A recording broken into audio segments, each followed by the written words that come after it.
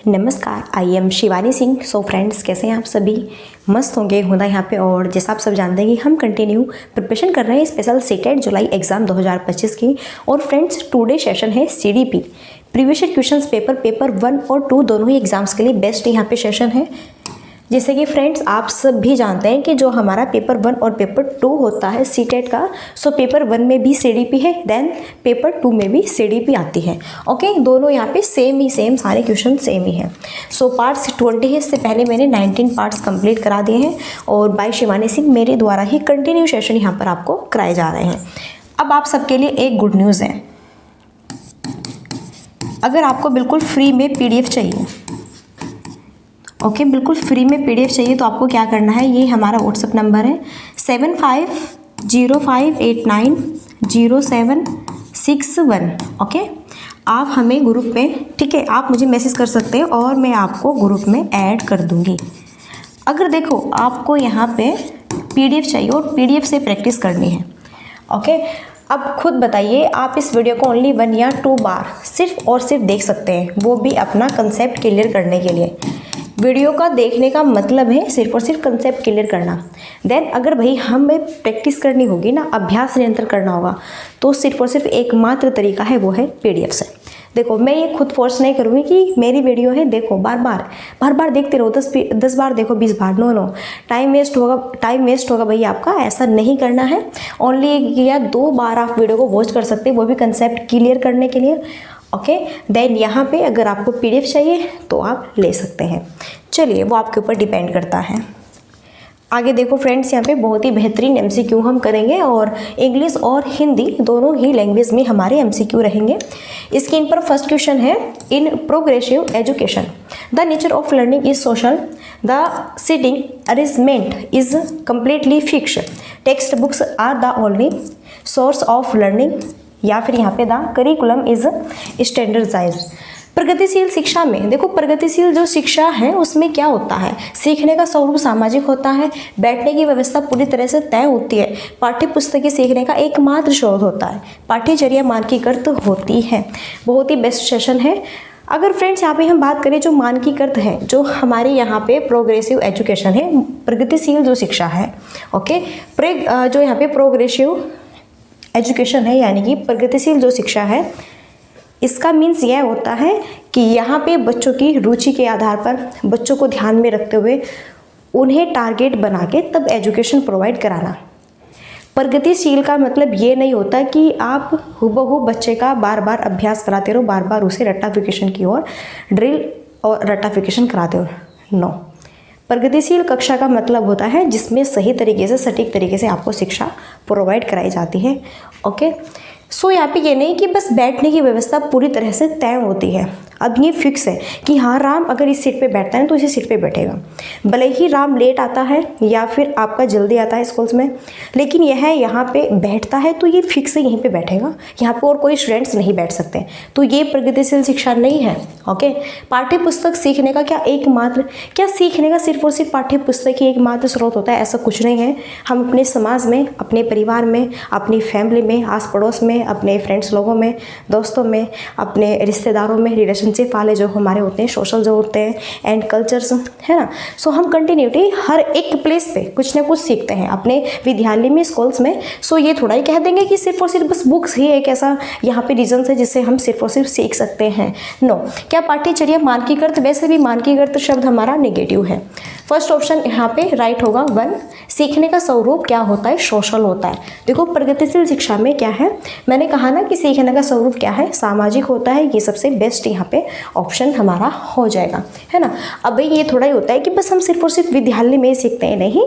जब देखो, जैसा एक बालक है, उसका जन्म होता है तो बाद में अपनी फैमिली के साथ में है धीरे धीरे चीज़ों को अर्जित करता है, एक बहुत ही बेहतरीन स्वाभाविक तरीके से। जैसा मम्मा बोलते बेटा खाना खाओ, ये देखो, वो देखो, उधर देखो कौवा जा रहा है, यहाँ पे देखो डॉगी है, इस तरह से अलग अलग डिफरेंट शब्द उन्हें सिखाती है कि दूसरे को नमस्कार कैसे करनी है, नमस्ते कैसे की जाती है, गुड मॉर्निंग कैसे बोलते हैं, सारी चीज़ें यहाँ पे। सो हम तब से ही सीखना स्टार्ट कर देते हैं। तो ऐसा थोड़ा ही होता है कि बस हम जो है स्कूल्स में ही जाके सीखते हैं, इसलिए फर्स्ट ऑप्शन बेस्ट है। आई होप समझ गए होंगे, क्लियर है। चलो आगे देखो, नेक्स्ट जस्ट स्क्रीन पर क्वेश्चन है और पहले थोड़ा हम इंग्लिश में भी देख लेते हैं। अकॉर्डिंग टू द नेशनल, देखो यहाँ पे NEP 2020 जो यहाँ पे नेशनल एजुकेशन पॉलिसी है 2020, इसकी बात कर रहे हैं। What does the purpose of assessment inform about, जो राष्ट्रीय शिक्षा नीति 2020 है NEP, इसके अकॉर्डिंग मूल्यांकन का उद्देश्य किसकी जानकारी देता है? विद्यार्थी को कक्षा में व कक्षा के बाहर कैसे सहायता दी जा सकती है? विद्यार्थी का उसके सहपाठियों के साथ तुलना करो, या फिर विद्यार्थियों के सीखने में कमियां व अभाव ताकि उसकी असफलता की पुष्ट पहचान की जा सके, या फिर विद्यार्थी की रटने की क्षमता की जानकारी यहाँ पे आपको पता होनी चाहिए। So as a tick right and correct answer हमारा क्या होगा, और ये है हमारा NEP 2020 के थ्रू। तो भैया NEP 2020 इसमें क्या क्या चेंज होते हैं? मूल्यांकन का उद्देश्य किसकी जानकारी देता है? पहले तो अगर हम बात करें विद्यार्थी की रटने की क्षमता की जानकारी, तो रट्टाफिकेशन NEP 2020 ये फिक्स नहीं करती, ये नहीं कहती कि बस बच्चे को रटा दो। मानो यहाँ पे जो है आपने दिया कि 2 + 2 = कितने होते हैं? 4 होते हैं। भले ही आप प्लस के उसे और भी सम्स दो, 3 + 6 कितने हो गए, तो बच्चे ने रटा हुआ है कि बस यहाँ पे उसे 4 ही करना है। तो ऐसा आपको रट्टाफिकेशन नहीं कराना है कि आप उसे एक चीज़ रटा दो और बार बार वह उसका आंसर एक ही तरह से देता रहे। तो ये चीज़ राइट नहीं है।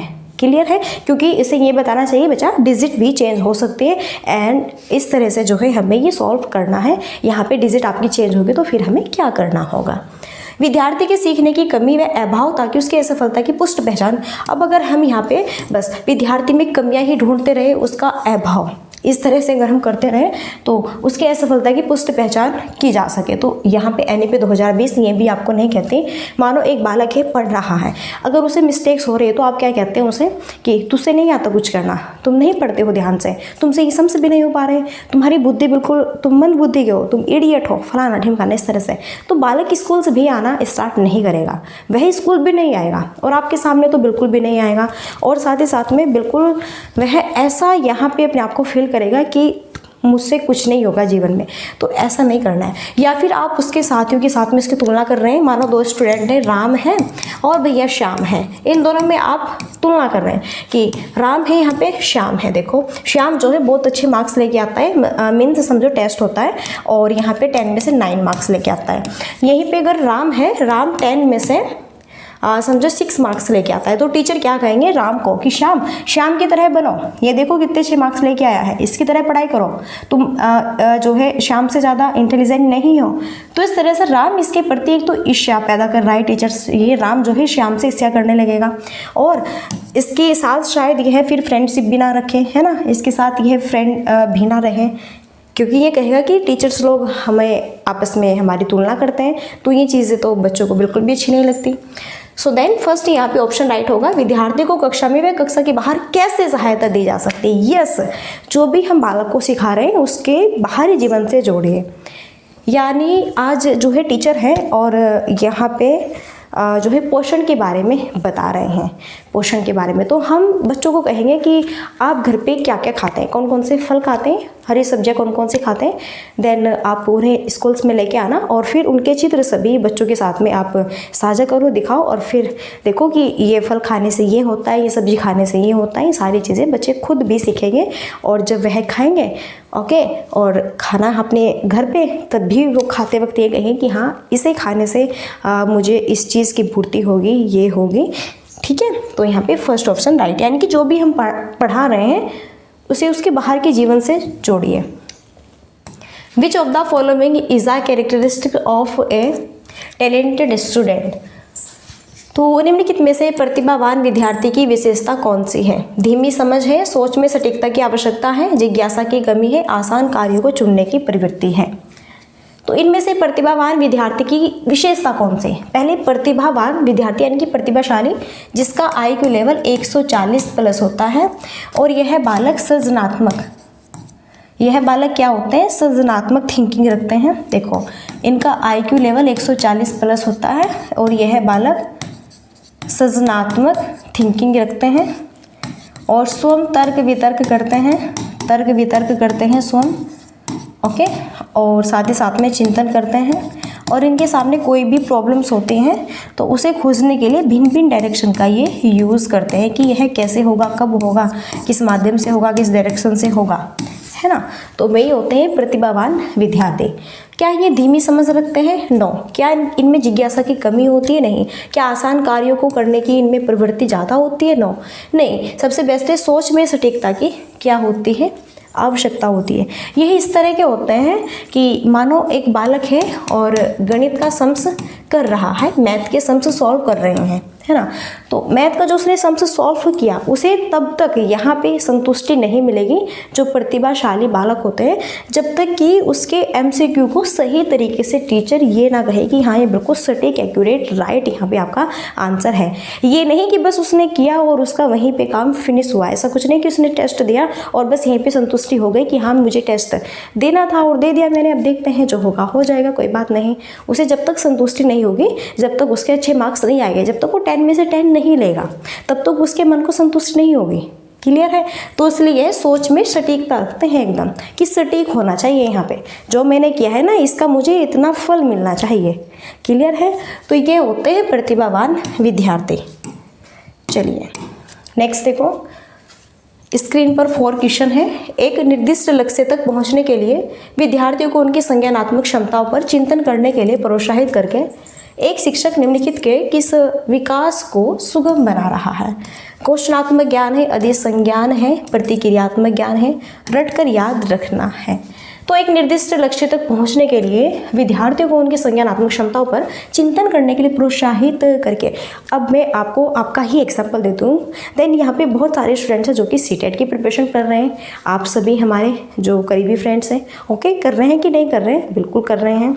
अब फ्रेंड्स यहीं पर अगर हम बात करें कि हम जो है सीटेट की तैयारी कर रहे हैं, ओके, सो देखो हम खुद हम अपनी अंदर इतनी क्षमता रखते हैं, खुद हम चिंतन करते हैं कि हमें क्या पढ़ना है क्या नहीं पढ़ना है, कि अब मुझे सीडीपी पढ़ना है और अब मुझे हिंदी पढ़नी है, अब मुझे ईवीएस पढ़ना है, अब मुझे मैथ्स करना है यहाँ पे, अब मुझे एसएसटी पढ़ना है, अब साइंस पढ़ना है ना। तो हम अपने थ्रू अपनी टाइमिंग बनाते हैं। तो खुद स्वयं हम चीज़ें कर रहे हैं। क्या हमारे साथ में कोई और हमारी हेल्प कर रहा है? नो। सीटेट की तैयारी आपको खुद ही करनी पड़ेगी। उसमें आपको कितनी भी कठिनाई क्यों ना हो, खुद आपको अपने घर पे स्वयं वह सॉल्व करनी होगी और स्वयं उसका निर्धारण करना होगा। तो जब कुछ चीज़ हम खुद यहाँ पे तर्क वितर्क चिंतन करते हैं, मानो हम गणित का एक सवाल यहाँ पे सॉल्व कर रहे हैं, ओके, और उस सवाल को सॉल्व करते वक्त अगर हमें कठिनाई भी हो रही है तो फिर भी हम उसे करने की कोशिश रखते हैं एंड उस पर बारी बारी तर्क वितर्क चिंतन करके उसका आंसर गेट कर ही लेते हैं। तो वह होता है जब हम खुद यहाँ पे तर्क वितर्क चिंतन करने की क्षमता रखते हैं, वह आपका अधिसंज्ञान होगा। ओके, देन सेकेंड ऑप्शन यहाँ पे राइट है, सेकेंड होगा, फिर थर्ड है, इसलिए सेकेंड ऑप्शन यहाँ पे क्या है? करेक्ट है। आई होप क्लियर हो गया होगा आंसर। अगर कोई दिक्कत है तो आप मुझे बता सकते हैं। नेक्स्ट है, which of the following is an example of intrinsic motivation. Okay, निम्नलिखित में से कौन सा आंतरिक प्रेरणा का एग्जाम्पल है? तो इनमें से जो है कौन सा आंतरिक प्रेरणा का एग्जाम्पल है? सबसे पहले अगर हम बात करें, जो मोटिवेट होता है 2 टाइप्स के होते हैं मोटिवेट, एक बाहरी अभिप्रेरणा और एक होती है आंतरिक अभिप्रेरणा। तो यह एक होती है बाहरी अभिप्रेरणा, बाहरी अभिप्रेरणा, देन एक होती है हमारी आंतरिक अभिप्रेरणा। तो यहाँ पे हमें जो है आंतरिक अभिप्रेरणा का एग्जाम्पल बताना है। देखो, बाहरी अभिप्रेरणा वह होती है जब हम किसी बाहर की चीज़ों से अट्रैक्टिव होते हैं। जैसे मैं पुरस्कार के लिए पढ़ती हूँ, इनाम पाने के लिए पढ़ती हूँ, या फिर मुझे शाबाशी चाहिए किसी से, टीचर्स लोगों से, इसलिए मैं पढ़ाई कर रही हूँ एक्स्ट्रा। लेकिन आंतरिक अभिप्रेरणा में ये मैं अपनी रुचि के थ्रू करूँगी। मेरी खुद की जिज्ञासा है, मेरी खुद की रुचि है, खुद की जिज्ञासा है, मेरी खुद की कल्पना है, इसलिए मैं ये चीज़ों को कर रही हूँ। मैं बहुत खुश होती हूँ उस कार्य को करते हुए, मैं खुश हूँ, हैप्पी हूँ, सो इसलिए ये आंतरिक अभिप्रेरणा है। अब यहाँ पे देखो, हमें इसमें क्वेश्चन में आंतरिक अभिप्रेरणा का एग्जाम्पल देना है। तो माता पिता द्वारा दंड से बचने के लिए अध्ययन। देखो, अगर हमें अपने पेरेंट्स के द्वारा दंड से बचना है तो हम पढ़ाई कर रहे हैं। कभी कभी ऐसा होता है कि पेरेंट्स ये कहते हैं कि अगर आप लोग नहीं पढ़ोगे तो हम आपको स्कूल से नहीं भेजेंगे, हम जो है दंड देंगे, आपको सज़ा देंगे। ओके तो यहाँ पे होगी आपकी बाहरी अभिप्रेरणा इस वाले एग्जाम्पल में, क्योंकि हम किससे मोटिवेट होने की कोशिश कर रहे हैं, माता पिता द्वारा दंड से बचने के लिए हम अध्ययन कर रहे हैं, इसलिए ये बाहरी अभिप्रेरणा है। शिक्षक की प्रशंसा प्राप्त करने के लिए अध्ययन। अब अगर हमें अपने टीचर्स को खुश करना है और हमें ये दिखाना है अपने टीचर्स की, हमें अपने टीचर्स की प्रशंसा यहाँ पे लेनी है कि ये हमें टीचर्स ये कहें वाह क्या यहाँ पे कितना इंटेलिजेंट बच्चा है, बहुत ही होशियार है, होनहार है, इसलिए मुझे पढ़ाई करनी है, तो ये भी आपकी बाहरी यहाँ पे अभिप्रेरणा हो जाएगी। देन अगर हम यहाँ पे कहें प्रतियोगिता जीतने के लिए अगर आप अध्ययन कर रहे हैं तो ये भी बाहरी यानी कि बाहर की चीज़ों से, किससे आपको प्रतियोगिता जीतनी है तो ये भी आप बाहरी चीज़ों से यहाँ पे मोटिवेट है कि मुझे प्रतियोगिता जीतनी है तो जीतनी है हर हाल में। लेकिन सी ऑप्शन, एक गतिविधि में रुचि के कारण अध्ययन। भाई मेरी खुद की रुचि है, मेरी खुद की रुचि है, मानो कि अब यहाँ पे देखो स्कूल से जो विद्यालय होते हैं इनमें समारोह होते हैं, है ना, गतिविधियाँ होती है। तब आप क्या करते हैं, जैसा कि यहाँ पे 15 अगस्त है, 26 जनवरी है, तो इसमें आप भी प्रतियोगिता में भाग लेते हैं। तो आपका क्या मन होता है, आप अपनी रुचि के थ्रू लेते हैं कि हाँ, ये नहीं लेते कि मुझे इनाम पाना है या फिर दूसरों से शाबाशी लेनी है, बल्कि आप अपनी रुचि के अकॉर्डिंग प्रतियोगिता में भाग लेते हैं कि मेरी इच्छा है, जब मुझे डांस आता है तो मैं डांस करूँगी, ओके। या फिर अगर मुझे गाना गाना आता है तो मैं कोई बहुत अच्छा देशभक्ति गीत यहाँ पे गा के सुनाऊंगी सबको, तो मेरी खुद की रुचि है। तो यहाँ पे ये होगा आंतरिक प्रेरणा का एग्जाम्पल।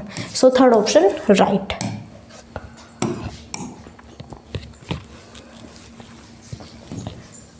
अभिकथन और कारण वाला क्वेश्चन है, अभिकथन और कारण। रूमी 18 महीने में 2 शब्दों का उच्चारण कर सकती थी, जबकि पूजा ने 24 महीने में ऐसा किया था, इसलिए पूजा का विकास पक्के तौर पर विलंबित है। ओके। विकासात्मक प्रतिमान बच्चों के लिए निर्धारित लक्ष्यों की उपलब्धि के लिए सटीक आयु की सही भविष्यवाणी करते हैं। तो हमें सही विकल्प यहाँ पे चूज करना है। बहुत ही बेहतरीन क्वेश्चन है।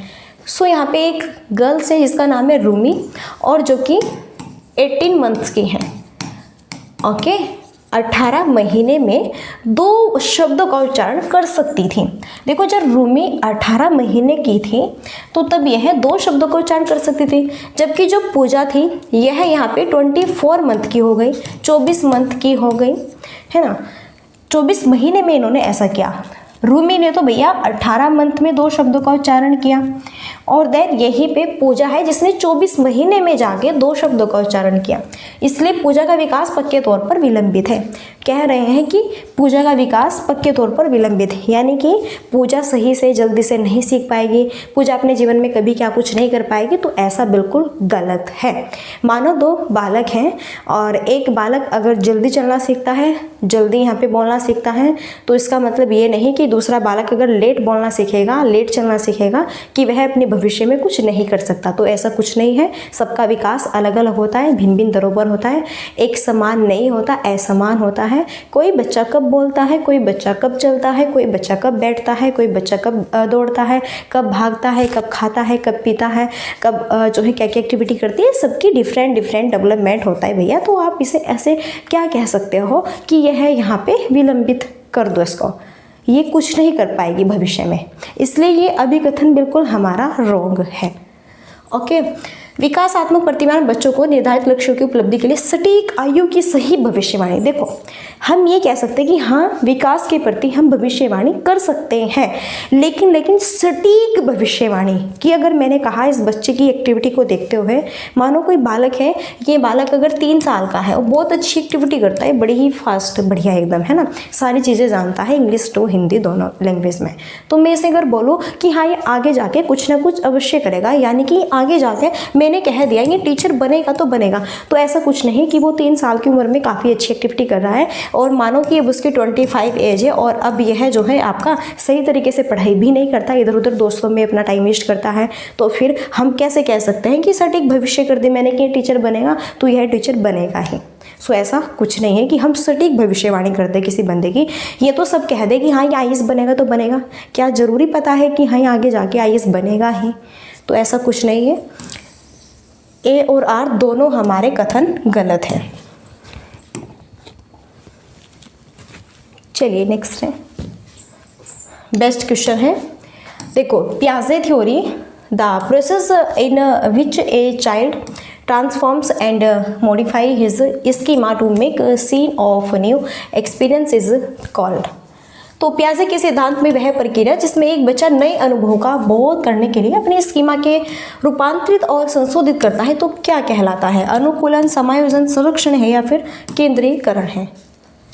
सबसे पहले समझो स्कीमा क्या होता है।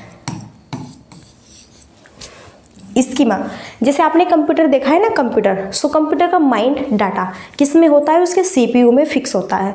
सीपीयू में तो होता है, यानी कि कंप्यूटर का जो माइंड है, दिमाग है, वो क्या है भैया? सीपीयू है। अगर सीपीयू ही न होता तो क्या कंप्यूटर सही से चलेगा? अब जैसा फ़ोन है तो फ़ोन का डाटा, कंप्यूटर, माइंड, मस्तिष्क, सब कुछ क्या है? नेटवर्क, यानी कि नेट। यहाँ पे अगर नहीं हमारा रिचार्ज हुआ है उसमें और उसमें नेटवर्क आते हैं, नेट है उसमें, तो ही वो फ़ोन हमारे लिए बेहतर है, वरना तो उससे कुछ नहीं होगा, फिर वो डिब्बा है। ओके, तो यही चीज़ है अब स्कीमा। अब देखो कंप्यूटर है तो कंप्यूटर में हम बहुत छोटे छोटे फोल्डर बना के रखते हैं, बहुत छोटे छोटे। कोई फोल्डर ये बनाता है कि इसमें मेरी इमेजेस फोल्डर में, इस फोल्डर में मेरे सीडीपी के नोट्स है, इस फोल्डर में मेरे ईवीएस के नोट्स है, इसमें मेरे मैथ्स के नोट्स हैं। इसी तरह से हमारे माइंड में भी एक इमेज होती है कि हाँ, मेरे इस माइंड में मैंने सीडीपी को फिक्स किया है, इस माइंड में मैंने ईवीएस को फिक्स किया है, इस माइंड में मैंने मैथ्स को फिक्स किया है। इस तरह से हमारे दिमाग के भी छोटे छोटे फोल्डर होते हैं और उन्हीं दिमाग के हम छोटे छोटे फोल्डर को स्कीमा कहते हैं। और जब हमें इन फोल्डर में कुछ नई जानकारी ऐड करनी होती है, मानो हम सीडीपी में सीख रहे हैं, जो भी हमने सीखा है, अगर हम इसमें कुछ और नया सीखेंगे तो हम इसे फिर क्या करेंगे? यहाँ पे रूपांतरित करेंगे और संशोधित करेंगे। ओके, यानी कि अगर न्यू चीज़ कुछ हमें ऐड करनी है सीडीपी में और तो हम कर सकते हैं। तो यह क्या होगा? समायोजन होगा। अब देखो, मानो एक बालक है और बालक ने देखा डॉगी, कुत्ता, तो वह जानता है कि अगर कुत्ता है, कुत्ते जो है यहाँ पे उसके 4 पैर होते हैं। जो डॉगी है, डॉग है, कुत्ता है, उसके भैया 4 पैर होते हैं। तो यह ये समझेगा कि हाँ, जितने भी जानवर हैं वो सभी आपके जो है कुत्ता ही होंगे, या फिर सभी 4 पैरों वाले आपके जानवर ही हो गए। तो जब वह इस चीज़ में यह जो है देखता है कि हाँ, ये डॉगी है, यह आपका अलग है, और गाय है, उसके भी 4 यहाँ पे पैर हैं। जब वह ये समझ जाता है कि गाय अलग है और डॉगी अलग है, तो वही चीज़ क्या है? समायोजन है। क्या है? समायोजन। यानी कि इनमें जब वो डिफरेंस करने लगा तो वही चीज़ हमारी क्या आएगी? समायोजन के अंतर्गत आएगी। आई होप क्लियर है। नेक्स्ट देखो, स्क्रीन पर 8 क्वेश्चन है। उस तर्क की पहचान करें जो लॉरेंस कोहलबर्ग के नैतिक विकास के सिद्धांत में सामाजिक अनुबंध अभिविन्यास के चरण को रेखांकित करता है। आदर्श पारस्परिकता की समझ है। सामाजिक व्यवस्था सुनिश्चित करने के लिए नियम महत्वपूर्ण है। मानव उद्देश्यों को आगे बढ़ाने के लिए कानून और नियम लचीले उपकरण हैं। विवेक के 100 चुने हुए नैतिक सिद्धांतों द्वारा सही कार्यवाही को परिभाषित किया गया है। सो बहुत ही बेहतरीन है। और ये है लॉरेंस कोहलबर्ग। जी हाँ, लॉरेंस कोहलबर्ग बहुत ही जाने माने हैं। कौन सा सिद्धांत देते हैं? नैतिक विकास का सिद्धांत देते हैं। सामाजिक अनुबंधन अभिविन्यास, देखो इनके 3 यहाँ पे चरण हैं और इसमें 6 जो है उपचरण हैं। सबसे पहला चरण है इनका पूर्व परंपरागत, सेकंड है इनका परंपरागत, और थर्ड है यहाँ पे उत्तर परंपरागत। ओके, और इसके अंतर्गत 2 इनके उपचरण हैं। तो टोटल ये कितने हुए? 6 हुए। क्लियर? तो ये बताना है नैतिक विकास के सिद्धांत में सामाजिक अनुबंध अभिविन्यास के चरण को रेखांकित करता है। सो बेस्ट ऑप्शन होगा मानव उद्देश्यों को आगे बढ़ाने के लिए कानून और नियम लचीले क्या है? उपकरण है। देखो, मानव उद्देश्यों को आगे बढ़ाने के लिए कानून और नियम लचीले उपकरण है। अब भाई देखो, आप समाज में रहते हैं, आप क्या रहते हैं? समाज में। अगर कोई रूल्स न हो, कोई कानून न हो, फिर तो हर दिन क्या होगा? यहाँ पे कोई भी बंदा किसी भी बंदे की डेथ कर सकता है, उसका मर्डर खुले में कर सकता है। उसे कोई यहाँ पे यही नहीं होगा कि मुझे कौन क्या कहे क्या नहीं। लेकिन आज के टाइम में अगर आप चोरी भी करेंगे तो चोरी करते वक्त भी आप 100 बार ये सोचेंगे कि मेरा आगे क्या होगा, अगर मैं पकड़ा गया तो क्या होगा क्या नहीं होगा, मैं जेल भी जा सकता हूँ, मुझे सज़ा भी हो सकती है, मुझे फांसी की भी सज़ा हो सकती है। तो अगर आप अगर आप किसी का मर्डर करेंगे तो अब तो आपने किसी का मर्डर किया, तो आगे आपको ये भी ध्यान देना है कि फिर आपको भी यहाँ पे जेल होगी और सज़ा होगी और आपको भी शायद फांसी की सज़ा न हो। तो इसलिए हम समाज में रहते हैं, अच्छे और बुरे नियमों को हम जो है अच्छी तरह से अपने अंदर स्वाभाविक रूप से उन्हें समझते हैं। तो यही चीज़ें मानव उद्देश्यों को आगे बढ़ाने के लिए कानून और नियम लचीले उपकरण हैं। सी ऑप्शन यहाँ पे बेस्ट है। नेक्स्ट देखो 9, how can a teacher fully take into account individual difference in her classroom. एक शिक्षिका अपनी कक्षा में व्यक्तिगत भिन्नताओं का अर्थ पूर्ण ढंग से किस प्रकार ध्यान में रख सकती है, यह स्वीकार करके कि भिन्नताओं का अर्थ अभाव नहीं है। अकादमिक क्षमताओं के आधार पर बच्चों का देखो नामांकन और पृथक्करण नहीं करना है। ये नहीं करना है कि आप अगर कोई बालक ही विद्यालय में एडमिशन लेने के लिए आया है तो आप उसका नामांकन और पृथक्करण उसे स्कूल से बाहर निकाल दोगे। आप कहोगे आपके अंदर क्षमता ही नहीं है। अरे अभी आप मुझे ही बताइए, छोटा बालक है, उसकी फैमिली ने आपके स्कूल्स में फर्स्ट टाइम उसका फर्स्ट क्लास में एडमिशन कराया है, क्या वो पीछे से ही सारी चीज़ें सीख के आया है? क्या वो इतने परिपक्व हो गए? भैया आप लोग ही तो उसका विकास करेंगे। फर्स्ट टाइम आपके पास ही तो आया है पढ़ने के लिए, आप सभी तो सिखाएंगे इसे। तो फिर आप कैसे उसकी क्षमता को देखते हुए उसका नामांकन या फिर कि अगर आप में क्षमता है तो हम आपका एडमिशन करेंगे, अगर आपके अंदर क्षमता ही नहीं है तो फिर हम आपका एडमिशन ही नहीं करेंगे। क्या आप इस तरह का व्यवहार करेंगे बच्चों के साथ में?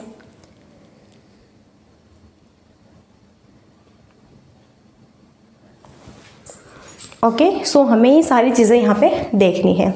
देन अगर हम बात करें शारीरिक दृष्टि से दिव्यांग बच्चों को उनके लिए प्रस्तावित विशेष स्कूलों में भेजकर, क्या हम उन्हें विशेष स्कूलों में भेजेंगे? देखो समावेशी शिक्षा हमारी ये शिक्षा होती है, इसमें हम सभी बच्चों को समान रूप से शिक्षा देते हैं। ये मतलब नहीं होता कि हम इन बच्चों को अलग कर दें, उन बच्चों को अलग कर दें।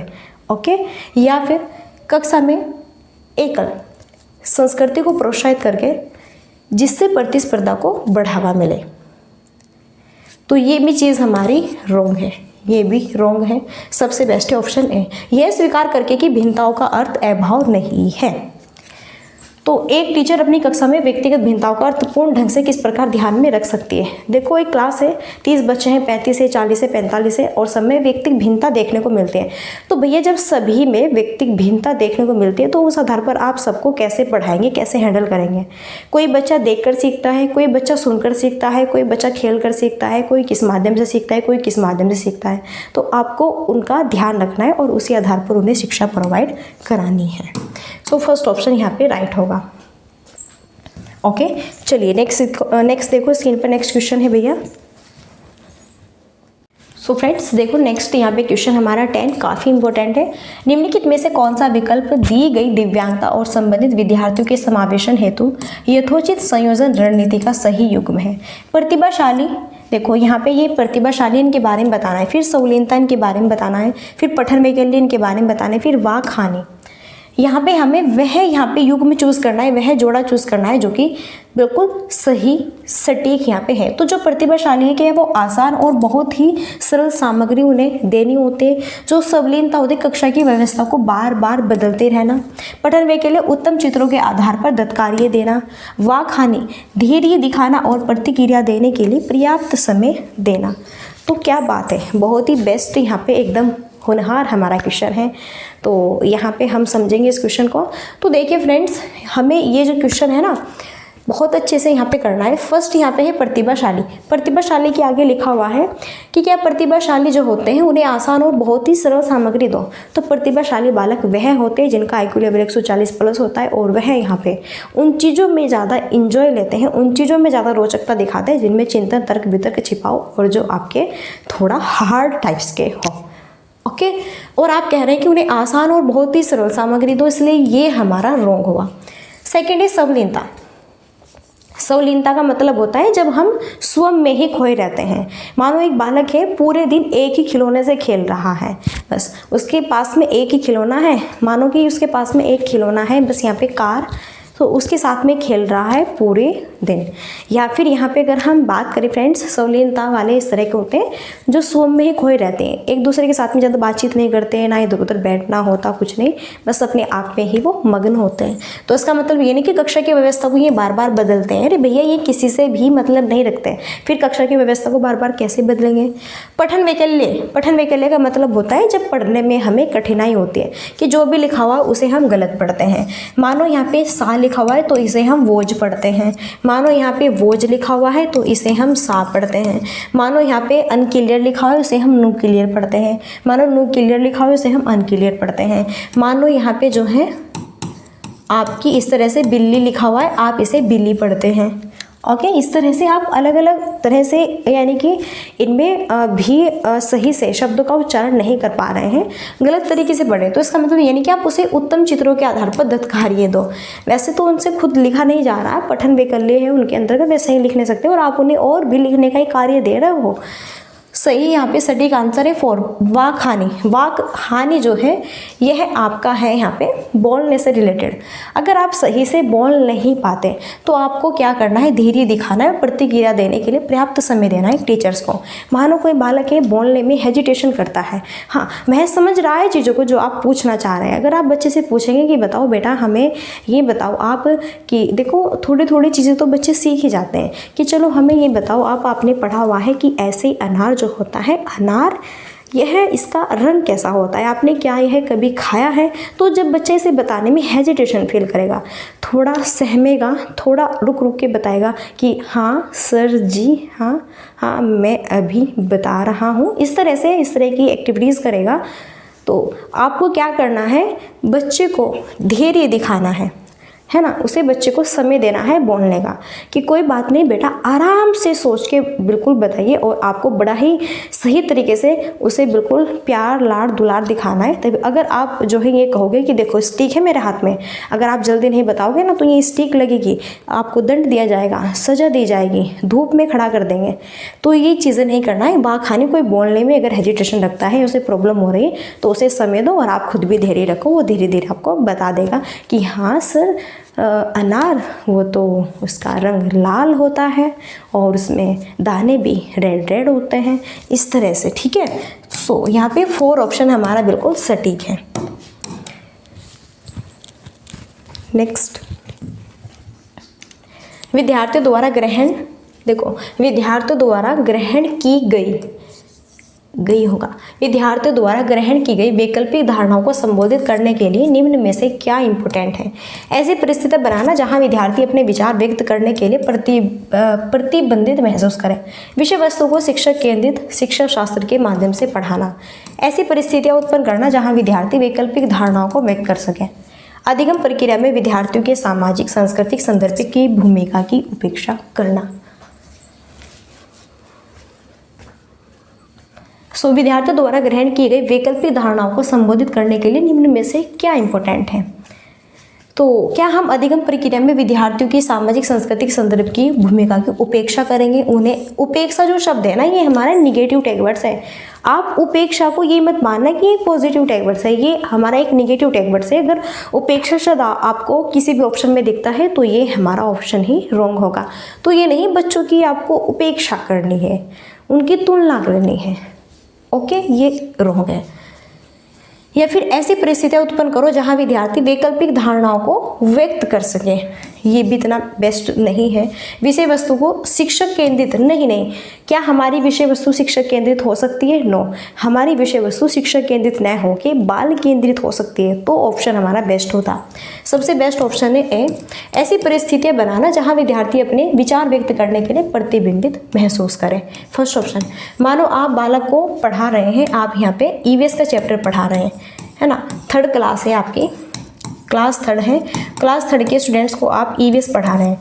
तो ईवीएस में अगर आप भोजन के अकॉर्डिंग कुछ चीज़ें जो है पढ़ा रहे हैं, भोजन चैप्टर पढ़ा रहे हैं, तो आपको भोजन का चैप्टर पढ़ाते हुए ऐसी परिस्थितियाँ बनानी है जहाँ पे बच्चे एक फ्रेश फील कर सकें और सारी चीज़ें सीख सकें।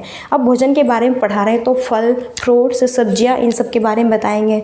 फिर आप खुद कहेंगे कि आप जो घर पे भी अपने दैनिक जीवन में कार्य करते हैं, घर पे आप खाना खाते हैं, भोजन खाते हैं, है ना, भोजन करते हैं, तो यहाँ पे आप किस तरह का जो है भोजन करते हैं, कैसी कैसी सब्जियाँ खाते हैं, तो आप उन्हें स्कूल्स में भी लेके आना। फिर यहाँ पे पूरे समूह में सभी बच्चों के साथ में अंतःक्रिया करके सारी चीज़ें आपको सिखाई जाएगी।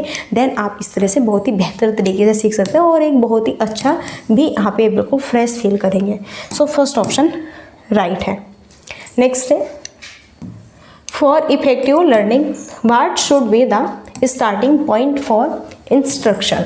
प्रभावी अधिगम हेतु निर्देश के लिए प्रारंभिक बिंदु क्या होना चाहिए। असफलता का डर है, बच्चों का सामाजिक सांस्कृतिक परिप्रेक्ष्य है, सफलता के लिए इनाम है, प्रतिस्पर्धा की भावना है।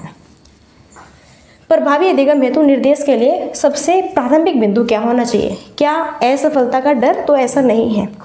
देखो, बच्चों में इस तरह का डर नहीं बैठाना कि अगर आप असफल होंगे, आप कुछ नहीं कर सकते, आप इस लायक ही नहीं हो, आप इडियट हैं, आपकी बुद्धि जड़ बुद्धि है, मंद बुद्धि है, आप कुछ नहीं कर पाओगे जीवन में। इस तरह की बातें नहीं करनी है बच्चे के साथ में। सफलता के लिए आप इनाम दोगे कि हाँ, अगर यह आप कार्य कर रहे हैं तो हम आपको चॉकलेट देंगे, तो तभी फिर बच्चे को ना चॉकलेट की आदत हो जाएगी। कोई भी गुरु से कुछ भी कार्य कराएगा तो बालक बोलेगा नहीं, पहले मुझे चॉकलेट दो, तभी मैं इस कार्य को करूँगा। प्रतिस्पर्धा की भावना। सो बेस्ट ऑप्शन है सेकंड, बच्चों का सामाजिक सांस्कृतिक परिप्रेक्ष्य। ओके, सो यहाँ पे राइट आंसर सेकंड है। प्रभावी अधिगम हेतु निर्देश के लिए प्रारंभिक बिंदु क्या होना चाहिए? कि बच्चों का सामाजिक सांस्कृतिक परिप्रेक्ष्य के आधार पर आप पढ़ाओ।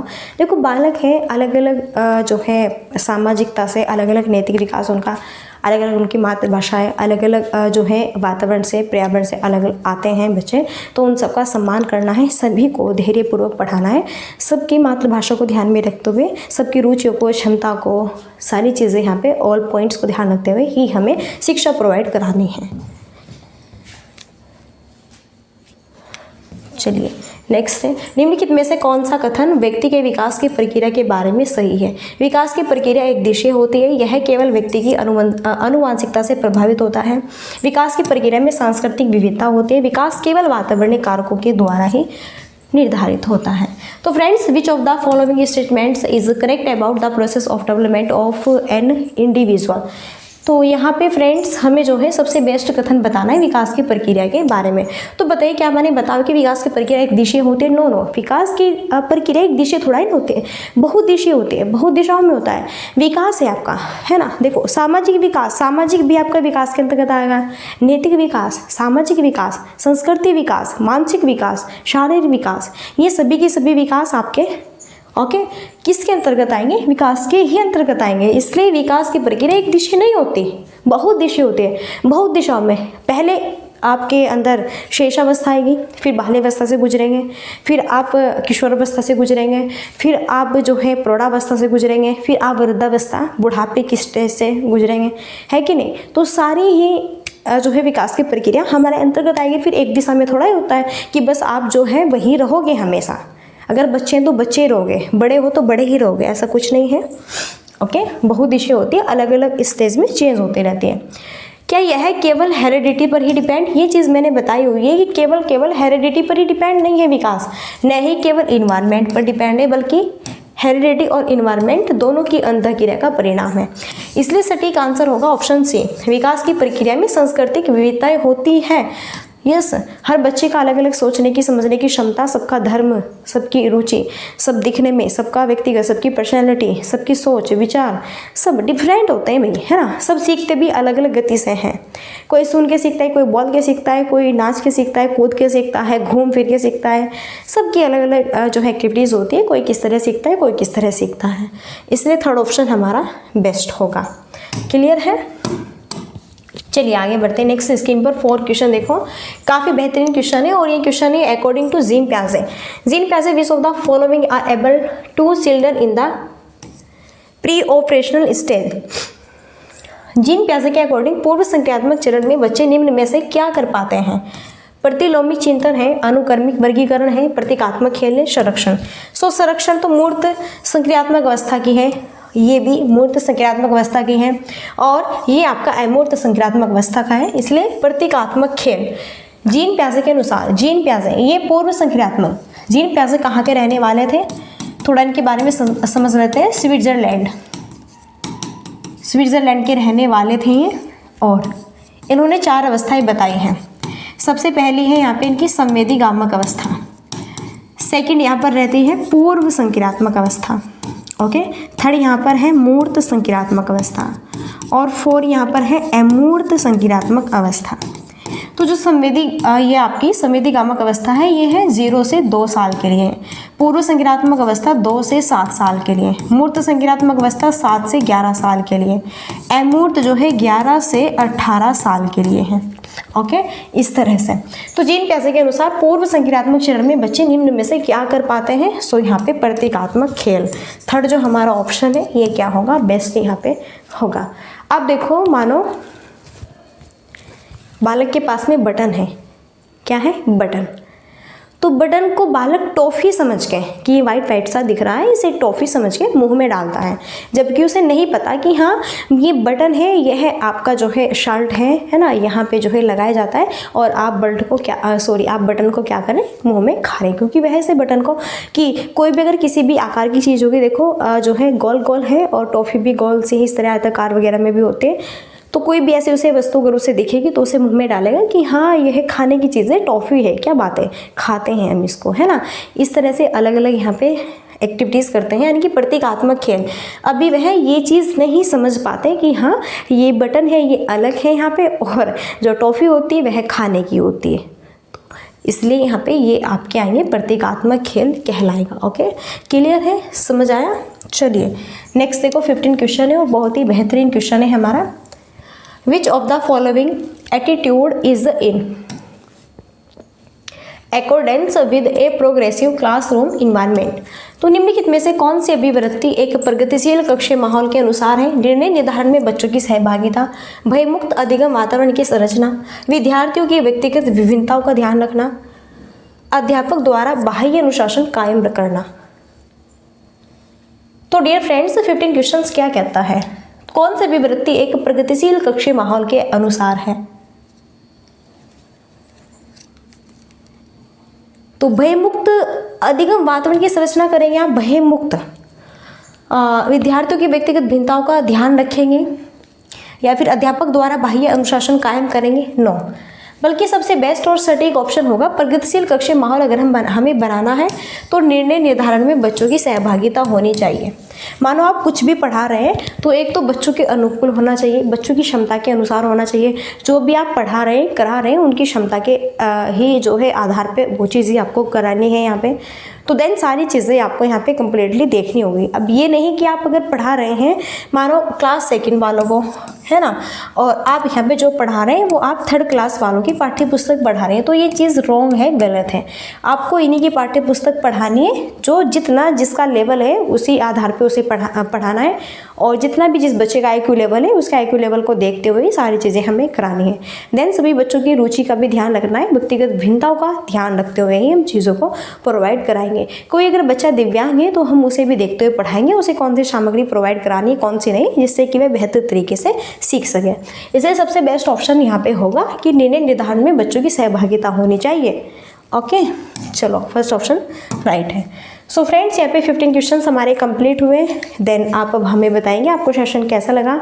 और फ्रेंड्स यहाँ पे लास्ट क्वेरी आपकी रहती है like and share and subscribe की। सो अगर सेशन आपको अच्छा लगता है तो आप सेशन को सब्सक्राइब कर सकते हैं, अपने फ्रेंड्स लोगों में भी शेयर कर सकते हैं, और बहुत ही बेस्ट लगा है तो एक थम्स अप आप अवश्य करेंगे। अब जाते जाते 2 पॉइंट्स कि अगर वीडियो में मैंने कोई भी गलत वर्ड्स यूज़ किया हो या फिर कुछ गलत आपको बताया तो बिल्कुल मैं सर झुका के आपसे सम्मान से माफ़ी चाहती हूँ, क्योंकि आप आने वाले इन फ्यूचर भाविक शिक्षक हैं तो आपका सम्मान तो बनता है। तो डियर फ्रेंड्स अब यहीं पे हम देते हैं अपनी वाणी को विराम और मिलते हैं नेक्स्ट सेशन में, और तब तक के लिए so thanks for watching, keep study and bye bye, take care, जय हिंद जय भारत, नमस्कार।